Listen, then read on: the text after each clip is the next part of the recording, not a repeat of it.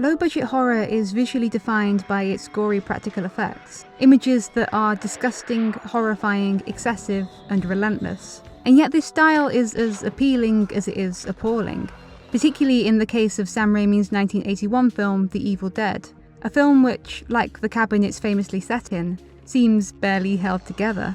But this unpolished appearance is, of course, all part of the film's appeal. Even the second and third films in the trilogy, though they were granted much higher budgets, strived to maintain the makeshift qualities of the first, with Roger Ebert claiming of Evil Dead 2 that the grubby, low-budget intensity of the film gives it a lovable quality that high-tech movies wouldn't have. So what is the appeal of this aesthetic? The current influx of nostalgic media certainly suggests a reason, but even though we apparently all love things made in the 80s, I don't think Evil Dead's continued cult status, or indeed the general affinity for this kind of unrefined production, is just a case of nostalgia. Rather, there can be something alluring about a thing done badly. And I don't only mean the appeal of it, but also the merit of it. Of a state that recontextualises the relationship between visible mediation, as in visible artifice in filmmaking, and failure, as in a failure to create an unmediated encounter between film and audience, to obscure the visual trickery of film. This approach to artifice is defined partly by the way this visual style negotiates the space between camp and carnivalesque, the former in displaying, as Susan Sontag specified in Notes on Camp, a love of the unnatural, of artifice and exaggeration, a desire to dethrone the serious, a manner that frames artifice as playful and endearing, something to be enjoyed rather than erased. And while the latter could perhaps be described in similar terms, the carnivalesque is like the dark reflection of camp, defined as a subversion of established order through not only humour, but also chaos and grotesquerie, especially as it relates to the body, all characteristics that are very much present in The Evil Dead, where even the body itself becomes a site of disobedience. And this is where these effects blur the line between charming and repulsive.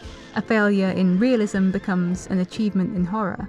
This crude, unrealistic approach to special effects isn't necessarily just endearing, or rather, being endearing doesn't negate its horrific potential, its ability to be disturbing, with extreme exaggerations of the familiar becoming uncannily other. Divorced from the limitations of realism, the potential for surprise and the unfamiliar creates greater anxiety. The lack of familiar rules, in either reality or filmmaking, can make an audience uniquely uncomfortable. Which is probably why my childhood nightmares were always haunted by the caricatured puppets from Spitting Image.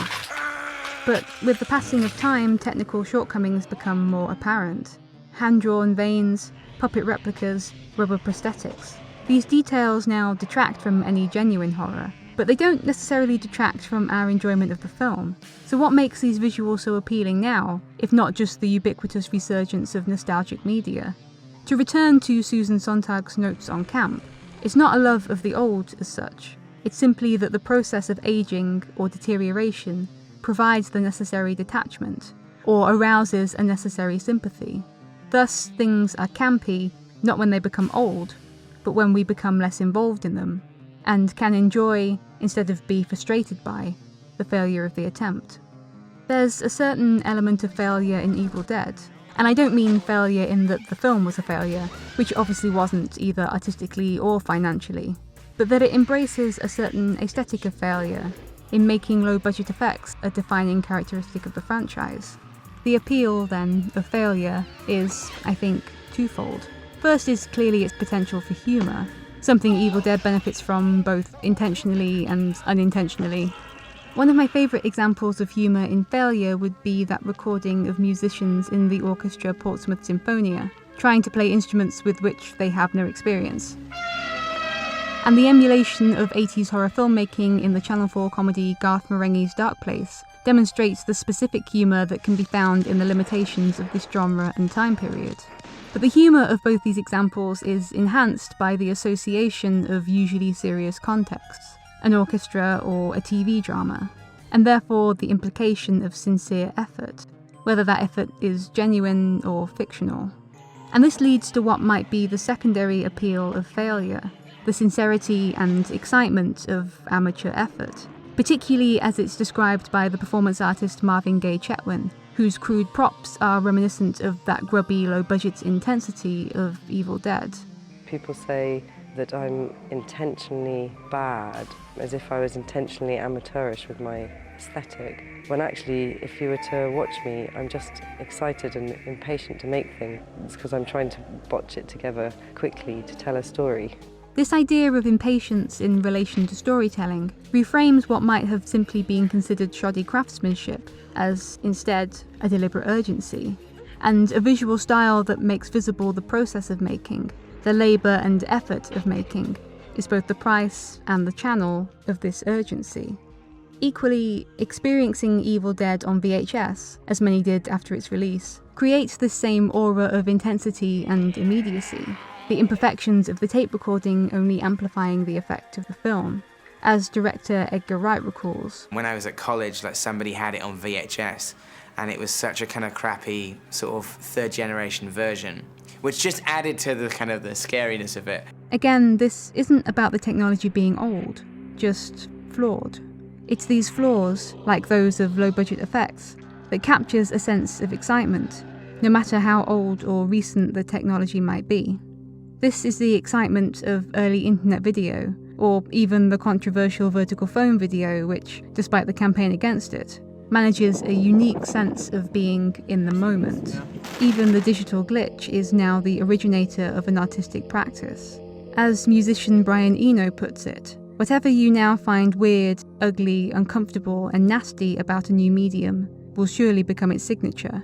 CD distortion, the jitteriness of digital video, the crap sound of 8-bit. All of these will be cherished and emulated as soon as they can be avoided. It's the sound of failure, of a medium pushing to its limits and breaking apart. The distorted guitar sound is the sound of something too loud for the medium supposed to carry it. The blues singer with the cracked voice is the sound of an emotional cry too powerful for the throat that releases it. The excitement of grainy film, of bleached out black and white, is the excitement of witnessing events too momentous for the medium assigned to record them. But I think our attraction to these flaws is equally contingent on a fear of the opposite, the unflawed.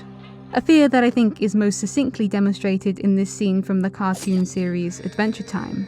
That apple slicing is too perfect, demonically perfect. We're equally distrustful of the too perfect, that which seems too slick or polished. If all technology has been in some way flawed, then to encounter something without flaws begins to feel just as fake as a rubber prosthetic. Only this fakery isn't as honest. In their essay Yarn, author Kyoko Mori explains that the folklore among knitters is that everything handmade should have at least one mistake, so an evil spirit will not become trapped in the maze of perfect stitches. The mistake is a crack left open to let in the light. Of course, there's no widespread fear of the various perfectly machine-knitted garments that no doubt hang in many people's wardrobes, but there is certainly a fear of automated and algorithmic production. Referring to the recent Spotify scandal that claimed the company created and promoted allegedly fake artists, writer Kyle Chayker concluded that the simple possibility of non-genuine music fed to us by an algorithmic platform without our knowledge created a media frenzy speaks to our fundamental fear of an algorithmic culture. We have entered the realm of the not quite human, the not quite genuine. So, while the horror of these effects used to exist in exploiting this fear of the not quite human, the possessed, the undead, the mutated, their obviously handmade appearance is now strangely comforting. Despite the bodies of Evil Dead being possessed by demonic forces, the approach and look of the film itself is instead possessed by something entirely human, exhibited in its creativity and enthusiasm. The visual characteristics that might now be classified as primitive, inadequate, even bad, are the same as those that indicate honesty and excitement, and so its visuals, while obviously fake, are no less authentic.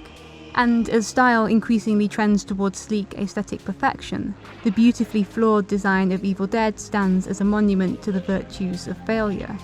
Evidence that in the struggle against the not quite human, whether undead or immaterial, humans are nothing if not resourceful.